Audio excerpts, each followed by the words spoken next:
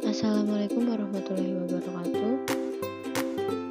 Kami dari kelompok 1 akan yang beranggotakan saya Nini Kumarawati, Amalia Cahayaningtyas, Minatul Nur Laila, dan Jenisa Nur Faradila yang akan menjelaskan tentang secara singkat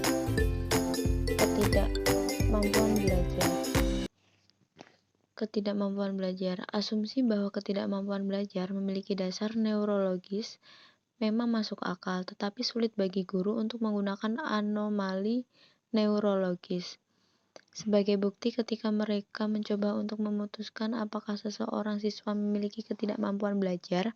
Maka, keterbatasan ini siswa yang kami identifikasi saat ini memiliki ketidakmampuan belajar adalah kelompok yang sangat beragam. Mereka termasuk yang diasumsikan memiliki masalah kepembelajaran berbasis neurologi, atau kelompok yang menjadi fokus Samuel Gerb, dan siswa yang tidak berprestasi karena alasan lain, misalnya motivasi yang buruk, masalah pada rumah, konflik kepribadian guru, siswa, dan sebagainya. Situasi ini membuat kategori ketidakmampuan belajar menjadi catal. Bagi siswa yang membutuhkan kedukungan tambahan di sekolah, banyak dari siswa ini melakukannya. Tidak memiliki dasar neurologis yang mendasari kesulitan mereka. Kelompok siswa ini telah diidentifikasi sebagai ketidakmampuan belajar karena prestasi rendah yang tidak bisa diselesaikan. Kami mengeksplorasi ini lebih jauh ketika kami membahas bagaimana kami mengidentifikasi ketidakmampuan belajar. Selanjutnya, karakteristik siswa dengan ketidakmampuan belajar. Di sini ada 4, yaitu yang pertama, mengalami kesulitan dengan tulisan tangan dan ejaan yang buruk. Kedua, hambatan fisik atau tubuh lingkungan berinteraksi dengan kesulitan belajar. Yang ketiga, mengalami kesulitan mengatur ide-idenya yang sering kali terganggu. Kemudian yang terakhir, perilaku berubah-ubah dalam arti tidak konsisten dan tidak terduga. Selanjutnya, mengidentifikasikan ketidakmampuan belajar. Istilah dari ketidakmampuan belajar secara khusus yaitu berarti gangguan dalam satu atau lebih proses psikologis dasar yang terlibat dalam pemahaman atau penggunaan bahasa, lisan, atau tulisan. Gangguan yang dapat memanifestasikan dirinya dalam kemampuan yang tidak sempurna untuk mendengarkan, berpikir, berbicara, menulis, mengeja, atau lakukan kalkulasi matematika. Istilah tersebut mencakup kondisi seperti kecacatan persepsi, cedera otak, disfungsi otak minimal, disleksia, dan afasia perkembangan. Kemudian, kesulitan belajar paradigma pindah ke RTI.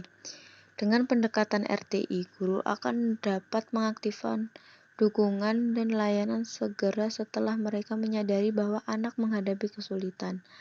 Mereka tidak perlu menunggu label formal dari ketidakmampuan belajar. Anak akan mendapatkan pengajaran yang lebih intensif yang diberikan dalam kelompok kecil, sebagaimana intervensi tingkat 2. Sejak awal, dan gurunya akan memulai penilaian formal segera setelah mereka menyadari bahwa anak harus tertinggal. Baik, di sini saya akan menjelaskan tentang materi disleksia. Disleksia itu dimanifestasikan oleh kesulitan variabel dengan berbagai bentuk bahasa. Seringkali termasuk selain masalah dengan membaca, masalah yang mencolok dengan memperoleh kemahiran dalam menulis dan mengeja. Kesimpulan utama adalah bahwa anak-anak dengan disleksia memiliki otak yang beroperasi secara berbeda dari otak anak-anak tanpa disleksia. Meskipun penderita disleksia memiliki kesulitan dalam tugas-tugas berbasis bahasa, seperti membaca, mengeja, menulis, dan kesadaran fonologis. Banyak yang memiliki kemampuan yang berkembang dengan baik dalam pemecahan masalah visual, spasial, motorik, dan non-variabel. Jadi, anak yang mengalami disleksia itu biasanya lebih mengarahkan kepada kemampuan bakat, sehingga dalam kemampuan otak anak, dia memiliki kekurangan untuk terutama dalam berbahasa. Selanjutnya, hiperaktivitas. Catat perhatikan gangguan. Gangguan hiperaktivitas perhatian defisit atau ADHD dapat dianggap sebagai bentuk khusus ketidakmampuan belajar terkait dengan ketidakmampuan individu untuk memperhatikan atau fokus pada tugas yang diberikan.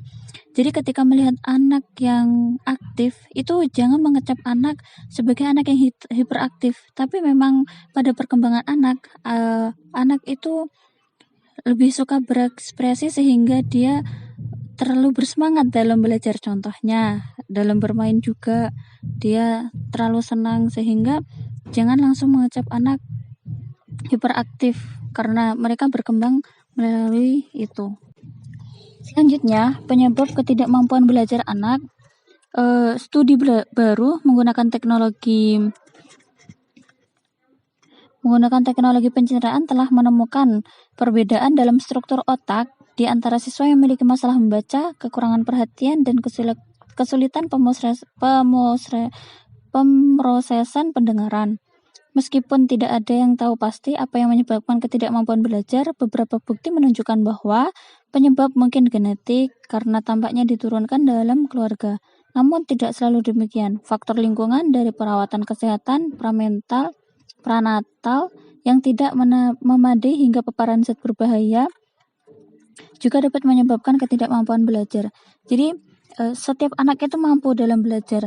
Tinggal bagaimana seorang orang tua maupun guru mengembangkan belajar tersebut. Namun ada beberapa anak yang memang memiliki kecerdasan yang di bawah rata-rata, tapi pasti anak tersebut memiliki bakat tertentu yang dapat dikembangkan, sehingga tidak hanya dalam belajar saja yang dilihat dari kemampuan anak. Referensi ketidakmampuan belajar. Ketidakmampuan belajar adalah kategori kecacatan terbesar di antara semua kelompok, ras, dan etnis. Namun, ada perbedaan pola identitas antara kelompok itu laporan tahunan ke-26 menunjukkan bahwa Indian Amerika atau Alaska Natives kulit hitam non-Hispanik dan siswa Hispanik agak lebih mungkin untuk identifikasi, sedangkan identifikasi agak lebih rendah untuk kulit putih non-Hispanik dan Asia atau Kepulauan Pasifik.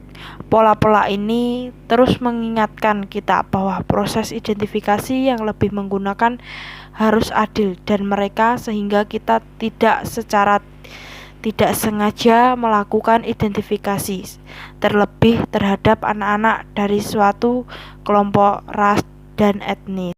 Anak-anak dengan ketidakmampuan belajar. Selain pengaruh masing-masing kompeten PHT terhadap kompeten lainnya, stabilitas semakin rumit karena banyaknya masalah. Sebagai contoh, tidak jarang seorang siswa mengalami masalah dengan persepsi visual, ingatan jangka pendek, pengurutan informasi, pengorganisasian pikiran, dan tulisan tangan. Orang yang sama ini mungkin kuat dalam persepsi pendengaran, wawasan kreatif, dan pembicaraan. Ingatlah, itu ketika menggunakan istilah itu, ketidakmampuan belajar. Kami mengacu pada berbagai masa pembelajaran yang hidup berdampingan dengan berbagai kualitas pembelajaran. Oleh karena itu, setiap siswa dengan ketidakmampuan belajar akan memiliki profil dan kebutuhan yang unik. Mengadaptasi pembelajaran lingkungan hidup dibagi menjadi 3 tingkat. Yang tingkat pertama, ruang kelas pendidikan umum. Ruang kelas pendidikan umum adalah situasi pencegahan dan intervensi utama untuk semua siswa. Pengajaran yang efektif menggunakan kurikulum dan pedagogi berbasis bukti menciptakan lingkungan belajar berkualitas tinggi di mana sebagian besar siswa harus berhasil. Tingkatan kedua, kegiatan pembelajaran tingkat kedua bertindak sebagai pelengkap tingkat pertama dan dirancang untuk memperbaiki masalah sejak dini dan untuk mencegah masalah lebih lanjut berkembang. Guru kelas umum bekerja dengan spesialis untuk merancang dan mengimplementasikan intervensi tingkat 2. Tingkat ketiga yaitu layanan pendidikan individu. Model pemrosesan informasi. Model pemrosesan informasi atau IPM berguna dalam membantu kita memahami dampak ketidakmampuan belajar terhadap kemampuan siswa untuk pengambilan pikiran dan pembagian hal-hal yang mereka pelajari. Model ini mendeskripsikan pembelajaran sebagai serangkaian yang melibatkan stimulasi atau masukan sensorik, pemrosesan, atau berbagi apa yang telah dipelajari.